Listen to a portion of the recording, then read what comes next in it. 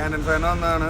ഒരുപാട് പേര് നാട്ടിൽ നിന്ന് കാനൻ ഫെയറിന് വരുന്നുണ്ട്. ഞങ്ങളിവിടെ വന്നപ്പോൾ കുറച്ച് കാര്യം നമുക്ക് മനസ്സിലായി.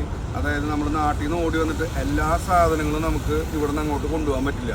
കാരണം ഇലക്ട്രോണിക് ഐറ്റംസ്, ഫിനിഷ്ഡ് ഗുഡ്സ്, ഒരുപാട് സാധനങ്ങൾക്ക് റെസ്ട്രിക്ഷൻസ് ഉണ്ട്. എന്നാൽ ആക്സസറീസ് നമുക്ക് കൊണ്ടുപോകാനും പറ്റും. ഒരുപാട് പേര് നാട്ടിൽ നിന്ന് കാശും വാങ്ങിയിട്ട് ഇവിടെ കൊണ്ടുവന്ന് കാനൻ ഫെയർ എന്നൊക്കെ പറഞ്ഞ ആൾക്കാരെ കബളിപ്പിക്കപ്പെടുന്നതായിട്ട് നമുക്ക് മനസ്സിലായി. അപ്പോൾ ഇവിടെ വരണോണ്ട് കുഴപ്പമില്ല, പക്ഷെ നമുക്ക് എല്ലാ സാധനങ്ങളും കൊണ്ടുപോകാൻ പറ്റില്ല. അങ്ങനെ ഒരു പ്രശ്നമുണ്ട്. മേക്ക് ഇൻ ഇന്ത്യയുടെ ഭാഗമായിട്ട് ഒരുപാട് സാധനങ്ങൾ നാട്ടിൽ ഇറക്കാൻ റെസ്ട്രിക്ഷൻസ് ഉണ്ട്. പിന്നെ ഇവിടെ വന്നു കഴിഞ്ഞാൽ കുറേ പേര് പറയും ഞങ്ങൾ ഇത് ബ്ലാക്കിൽ എത്തിച്ചേരാം, അങ്ങനെ എത്തിച്ചേരാം, അങ്ങനെ എത്തിച്ചേരാം എന്നൊക്കെ പറയും. അതൊക്കെ അവിടെ കിട്ടിയെന്ന് പറയാൻ പറ്റുള്ളൂ. ഇന്ത്യയിലേക്കോ അല്ലെങ്കിൽ മിഡിൽ ഈസ്റ്റിലേക്കോ അല്ലെങ്കിൽ മറ്റേത് രാജ്യങ്ങളിലേക്കോ നിങ്ങൾക്ക് കണ്ടെയ്നർ ഇല്ലാതെ ചെറിയൊരു ക്വാണ്ടിറ്റി വേണമെങ്കിൽ നമ്മളെ കോൺടാക്ട് ചെയ്ത് കഴിഞ്ഞാൽ ഞങ്ങളത് എത്തിച്ചേരും. ചെറിയ ക്വാണ്ടിറ്റി ആണെങ്കിൽ നിങ്ങൾക്ക് അത് എത്തിച്ചേരും.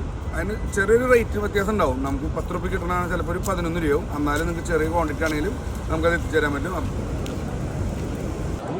ഏത് രാജ്യത്തേക്ക് നിങ്ങൾക്ക് ഇമ്പോർട്ട് ചെയ്യാനാണെങ്കിലും അത് ചെറിയ ക്വാണ്ടിറ്റി ആയിക്കോട്ടെ വലിയ ക്വാണ്ടിറ്റി ആയിക്കോട്ടെ കൃത്യമായിട്ട് നിങ്ങൾക്ക് സാധനം എത്തിക്കിട്ടാൻ നമ്മളെ കോൺടാക്ട് ചെയ്യുക. കാനൻ ഫെയർ എന്ന് കേൾക്കുമ്പോൾ എല്ലാവരും വിചാരിക്കും ചൈനേൻ്റെ പ്രോഡക്റ്റുകൾ മാത്രമാണ് അവിടെ അവർ കാണിക്കുന്നത് എന്നുള്ളത്. പക്ഷെ അങ്ങനെയല്ല, ലോകരാജ്യങ്ങളിൽ നിന്നുള്ള എല്ലാ പ്രോഡക്റ്റും ഇവിടെ അവൈലബിൾ ആണ്. ഞാൻ നിൽക്കുന്നത് ടർക്കിയുടെ പവലിയൻ്റെ മുമ്പിലാണ്. അവിടെ മലേഷ്യ, വിയറ്റ്നാം ഇതൊക്കെ കാണാം.